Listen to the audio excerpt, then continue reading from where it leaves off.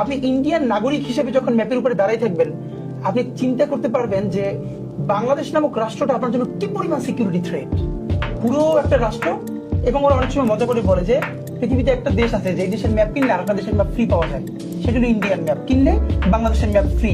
আপনি দেখেন এক পাশে তার সেভেন সিস্টার্স, পুরো ভূমি এই পাশে অল্প একটা শিলিগুড়ি করিডোর বা চিকেন নেক, যার পাশে বাংলাদেশ, উল্টো পাশে চীন।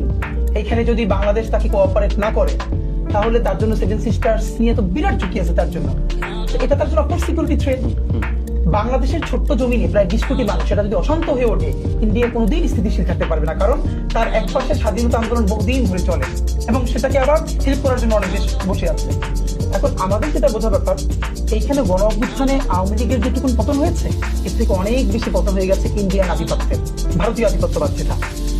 এটার প্রমাণ হলো কোনো ধরনের প্রিপারেশন ছাড়া ভারতের ক্ষেত্রে এটা হয়ে গেছে। মানে ভারত কোনোভাবে এটা রিড করতে পারে না, সে তার সেকেন্ড বা থার্ড ব্যাকআপ রাখছে, সে সমস্ত বিনিয়োগ একমাত্র আওয়ামী লীগের পিছনে করে ফেলেছে।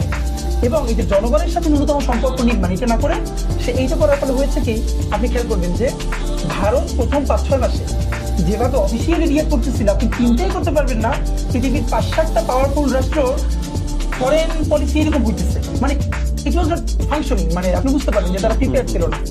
এখন ব্যাপার হলো এখানে অফকোর্স ইন্ডিয়া তার সর্বোচ্চ মুভ করবে তার নিজের সিকিউরিটির জন্য। আমি তার সাথে ডিল করবো কেমনি?